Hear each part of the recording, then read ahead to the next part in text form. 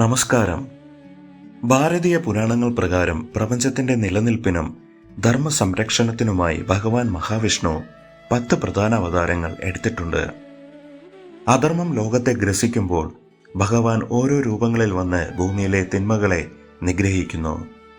ഓരോ അവതാരവും പരിണാമത്തിന്റെ ഓരോ ഘട്ടങ്ങളെയും ജീവിത സത്യങ്ങളെയും നമുക്ക് കാട്ടിത്തരുന്നു. ആ 10 പുണ്യ അവതാരങ്ങളിലൂടെ നമുക്കൊന്ന് സഞ്ചരിക്കാം. മത്സ്യാവതാരം. ആദ്യത്തെ അവതാരം മത്സ്യമാണ്. പ്രളയകാലത്ത് ലോകം നശിക്കാതിരിക്കാൻ ഭഗവാൻ മത്സ്യരൂപം പൂണ്ടു.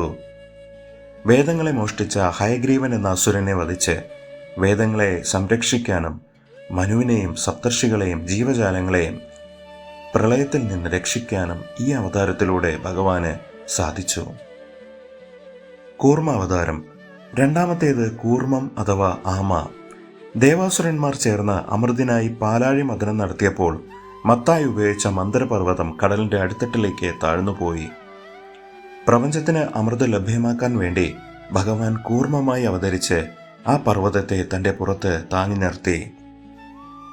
വരാഹാവതാരം. മൂന്നാമത്തെ അവതാരം വരാഹം. ഹിരണ്യാക്ഷൻ എന്ന അസുരൻ ഭൂമിദേവിയെ അപഹരിച്ച് സമുദ്രത്തിന്റെ ആഴങ്ങളിൽ ഒളിപ്പിച്ചു. ലോകമാതാവായ ഭൂമിയെ രക്ഷിക്കാൻ ഭഗവാൻ വരാഹരൂപം സ്വീകരിച്ചു. ഹിരണ്യാക്ഷനെ വധിച്ച ശേഷം ഭഗവാൻ തന്റെ കൊമ്പുകളിൽ ഭൂമിയെ ഉയർത്തി പഴയ സ്ഥാനത്ത് പ്രതിഷ്ഠിച്ചു. നരസിംഹാവതാരം. നാലാമത്തേത് അതിശക്തമായ നരസിംഹാവതാരം. ഭക്തനായ പ്രഹ്ലാദനെ പീഡിപ്പിച്ച ഹിരണ്യകശിപുവിനെ വധിക്കാനാണ് ഭഗവാൻ എത്തിയത്. മനുഷ്യനോ മൃഗമോ അല്ലാത്ത, വീടിനുള്ളിലോ പുറത്തോ അല്ലാത്ത, പകലോ രാത്രിയോ അല്ലാത്ത സമയത്ത് തൂണ് പിളർന്ന് ഭഗവാൻ പ്രത്യക്ഷനായി. അധർമ്മത്തിനു മുന്നിൽ ഭഗവാൻ എടുക്കുന്ന ഏറ്റവും രൗദ്രമായ രൂപമാണിത്. വാമനാവതാരം. അഞ്ചാമത്തേത് വാമനൻ.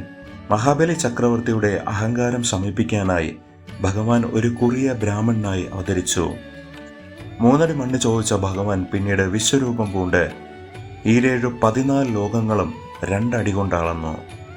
3ാമത്തെ അടിക്കായി തന്റെ ശിരസ് കാണിച്ചു കൊടുത്ത മഹാബലിയെ ഭഗവാൻ പാതാളത്തിലേക്ക് അനുഗ്രഹിച്ചയച്ചു. പരശുരാമ അവതാരം. 6ാമത്തെ അവതാരമാണ് പരശുരാമൻ. അഹങ്കാരികളും ജനദ്രോഹികളുമായ ക്ഷത്രിയ രാജാക്കന്മാരിൽ നിന്ന് ലോകത്തെ മോചിപ്പിക്കാനാണ് ഭഗവാൻ മഴുവേന്തിയ രാമനായി അവതരിച്ചത്. കേരളത്തിന്റെ ഉൽപ്പത്തിയുമായി ബന്ധപ്പെട്ട പരശുരാമൻ ചിരഞ്ജീവിയാണെന്നും വിശ്വസിക്കപ്പെടുന്നു. ശ്രീരാമ അവതാരം. 7ാമത്തേത് മര്യാദാ പുരുഷോത്തമനായ ശ്രീരാമൻ. ഒരു മനുഷ്യൻ എങ്ങനെ ജീവിക്കണമെന്ന് സ്വന്തം ജീവിതത്തിലൂടെ കാട്ടിത്തന്ന അവതാരം.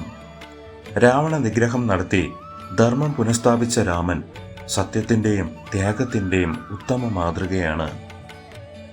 ബലരാമ അവതാരം.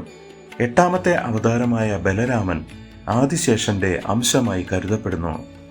കലപ്പ ആയുധമാക്കി കൃഷിയിലൂടെയും അധർമ്മത്തിനെതിരെയുള്ള പോരാട്ടത്തിലൂടെയും ഭഗവാൻ ലോകത്തിന് കരുത്തു പകർന്നു. ശ്രീകൃഷ്ണാവതാരം. 9ാമത്തേത് പൂർണ്ണാവതാരമായ ശ്രീകൃഷ്ണൻ. കുസൃതിക്കാരനായ കണ്ണനായും ഗോപികമാരുടെ പ്രിയനായും കൗരവർക്കെതിരെ പാണ്ഡവരുടെ സാരഥിയായും ഭഗവാൻ അവതരിച്ചു. ഭഗവത്ഗീതയിലൂടെ ലോകത്തിന് കർമ്മത്തിന്റെയും ഭക്തിയുടെയും വലിയ പാഠങ്ങൾ കൃഷ്ണൻ നൽകി. കൽക്കി അവതാരം. 10ാമത്തെ അവതാരം കൽക്കി. കലിയുഗത്തിന്റെ അന്ത്യത്തിൽ അധർമ്മം അതിന്റെ പരകോടിയിലെത്തുമ്പോൾ ഭഗവാൻ വെളുത്ത കുതിരപ്പുറത്ത് വാളുമായി അവതരിക്കുമെന്നാണ് വിശ്വാസം. ലോകത്തെ ശുദ്ധീകരിച്ച് പുതിയൊരു സത്യയുഗത്തിന് കൽക്കി തുടക്കം കുറിക്കും. ഭഗവാൻ മഹാവിഷ്ണുവിന്റെ ഈ ദശാവതാരങ്ങൾ നമുക്ക് നൽകുന്നത് ഒരു വലിയ സന്ദേശമാണ്. തിന്മ എത്ര ശക്തമായാലും നന്മ എപ്പോഴും വിജയിക്കും. ഈ പുണ്യകഥകൾ നിങ്ങളുടെ ജീവിതത്തിലും പോസിറ്റീവ് എനർജി നൽകട്ടെ എന്ന് പ്രാർത്ഥിക്കുന്നു.